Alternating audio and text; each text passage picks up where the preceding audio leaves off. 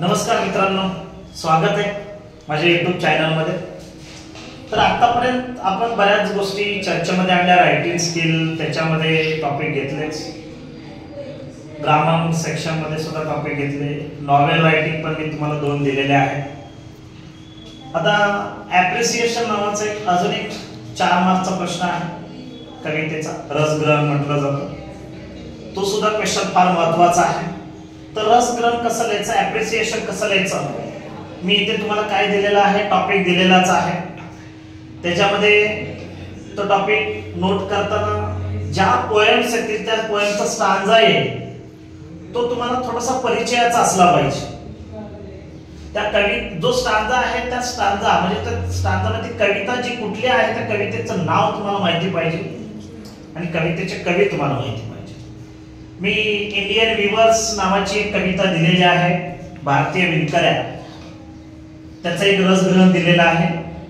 सगळ्या पोएमला हे जरी फॉर्मॅट जरी तुम्ही वापरलं, दिसते का तुम्हाला, तरी चालते, काय हरकत नाही। फक्त कवितेचं नाव बदला, कवितेचे कवी बदला, बाकी त्या स्टांजाला किंवा त्या कवितेला फॉर्मॅट हे वापरलं तरी चालेल।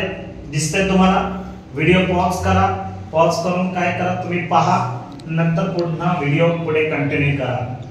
तर व्हिडिओ माझा लाईक करत असतानाच तुम्ही सबस्क्राइब करत असताल, करत जा, मजा येईल तुम्हाला अजून। पहा 10 ॲप्रिसिएशन दिले पहा। The name of the poem is, ही लाईन लिहायचीच, the name of the poem is Indian weavers. दुसरी पोएम टाका, द इंच कॅप रॉक, त्याचं नाव टाका, किंवा अजून सॉंग्स ऑफ ओपन रोड, त्याचंही नाव टाकू शकता।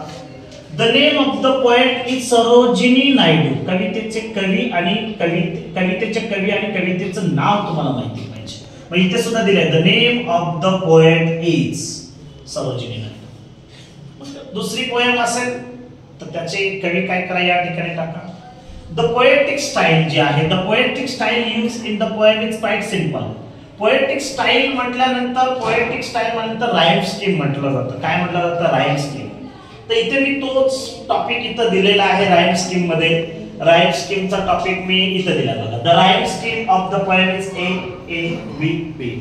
राईम स्कीम कशी ओळखायची तेही मी तुम्हाला सांगेन। The poetic style use in the poem is quite simple and lucid. हे बघा, सिंपल अँड ल्युसिड, हे 2 शब्द काय झाले पाहिजे पोएटिक स्टाईल मध्ये, ते वापरामध्ये आणले पाहिजे।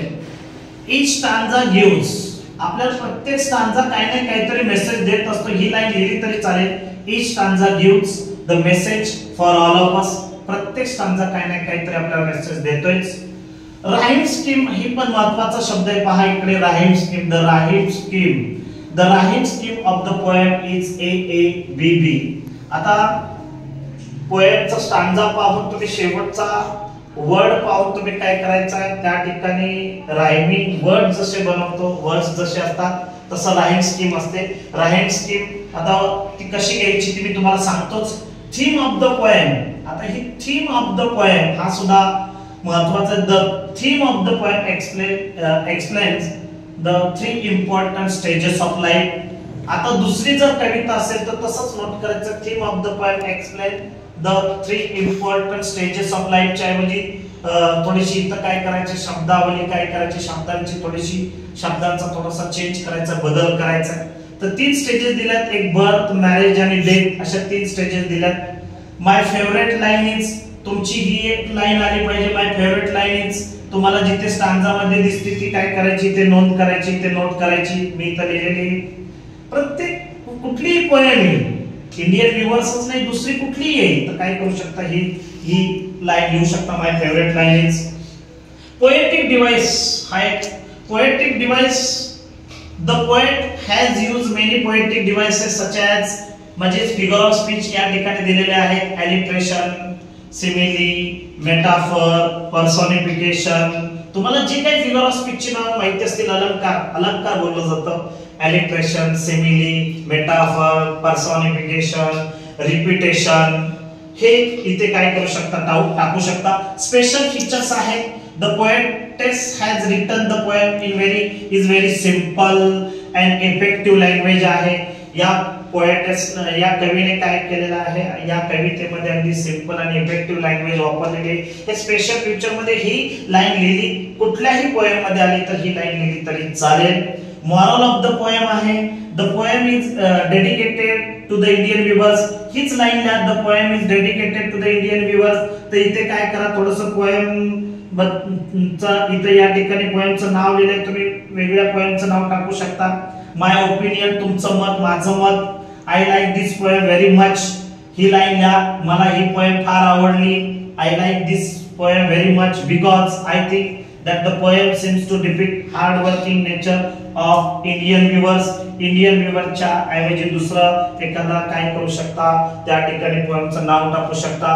I think that the poem seems to depict hard working nature. इथपर्यंत दिलं तरी चालेल.